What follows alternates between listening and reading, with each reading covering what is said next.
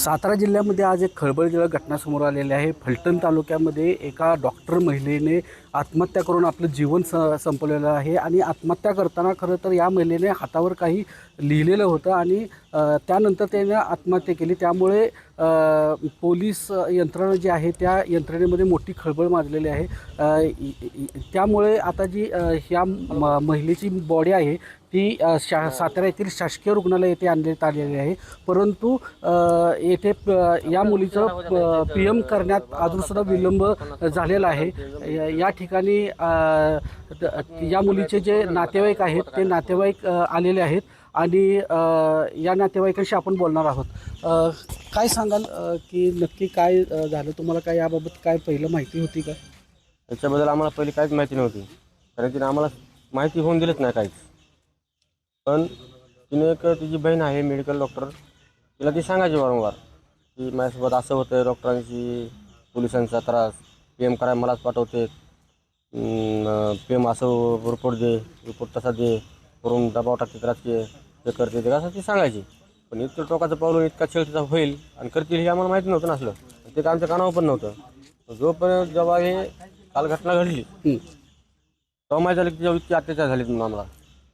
ह्याबाबतची माहिती तुम्हाला कधी मिळाली असं या मुलीने केलं ते आम्हाला काल 5-6 वाजता कळलं, कारण इथल्या फलटणच्या पोलीस स्टेशनने आमच्या वडोणी पोलीस स्टेशनला फोन केला आणि तिथून त्यांनी आमच्या गावामध्ये सरपंचाला फोन केला, सरपंचाने आम्हाला माहिती दिली। तिथून पुढे रात्री आम्ही 8-9 वाजता गावातून निघलो। रात्री 3 वाजता आम्ही फलटणमध्ये पोहोचलो। फलटण 3 वाजल्या पोहोचल्यापासून आता 3 वाजत आलेत तरी PM पण नाही आणि FIR दाखल करून घेत नव्हती। PM का केलं जात नाही नक्की? PM ते उडवडीचे उत्तर देत आहे, का नक्की काय नक्की उडू काय कारण कळणार ना मला। PM का करत सकाळी 7 वाजता इथल्या डॉक्टरांना फोन केला, तिथल्या डॉक्टर PSI त्यांनी ते म्हणले आलेले आम्ही PM करून देतो। आम्ही 9-9:30 वाजता इथं पोहोचलेलो आहेत तरी अजून डॉक्टर यायला लागले, आले तिथं 15 मिनिटात आले, 10 मिनिटात आले, असं परत आता 4 ते 5 तास उलटून गेलेत तरी ही डॉक्टर अजून आलेले नाहीत, PM केलेलं नाही। आणि स्पष्टपणे सांगतो माझ्या बहिणीला न्याय भेटल्याशिवाय मी बॉडी आता ताब्यात घेणार नाही, कारण माझी बहीण जिवंत असताना तेवढंच चारित्र्य तिचं खराब केलं आणि आता मेलेली असतानाही तिच्या ह्या पोलीस प्रशासनाने आणि डॉक्टरांनी छळ लावलाय। पहिला छळ त्यांनीच केलाय, अजून त्यांनीच करतात। मला न्याय भेटल्याशिवाय मी त्यांना ताब्यात घेणार नाही माझ्या बहिणीला। तुमची मागणी काय राहील आता?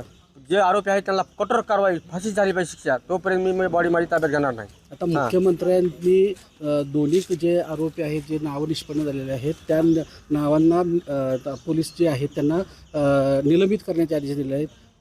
निलंबित पोलिसांनी त्यांना मुख्यमंत्र्यांनी निलंबित करून का माझी बहीण जिवंत भेटणार आहे मला वापस? मला फाशी झाली पाहिजे, मला तिचा जसा जीव गेला तशी त्याला जीव गेला पाहिजे।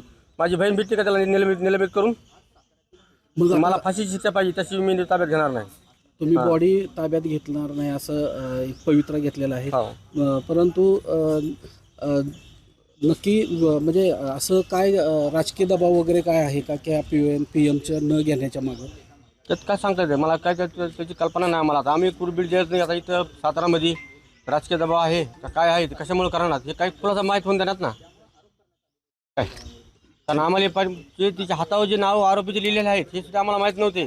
तिथे ज्या टायमाला आम्ही 3 वाजता पोहोचलो त्या टायमाला आम्ही फक्त ते चेहरा दाखवला तिथल्या PM रूममध्ये, चेहरा दाखवला, आमची मनं येऊन गेले, आम्ही बाहेर येऊन बसलो। ज्या टायमाला आम्हाला मीडियावाल्यांनी त्यांनी सहकार्य केलं आणि इथं सातारला आलो त्या टायमाला हातावर लिहिलेलं नावं आणि काय काय आहे घाण तेवढं ते सापडलं आम्हाला। तिथून पुढे आम्हाला माहिती झालं की हे प्रकार हे अत्याचारावर छळ झाला म्हणून। नक्कीच हे जे नातेवाईक आहेत ते आक्रमक झालेले आहेत आणि त्यांनी त्या पीडित महिलेची जी आहे ती बॉडी ताब्यात घेणार नसल्याचं पवित्रा घेतलेलं आहे। कॅमेरामन मंगेशसह प्रकाश शिंदे, जय महाराष्ट्र, सातारा।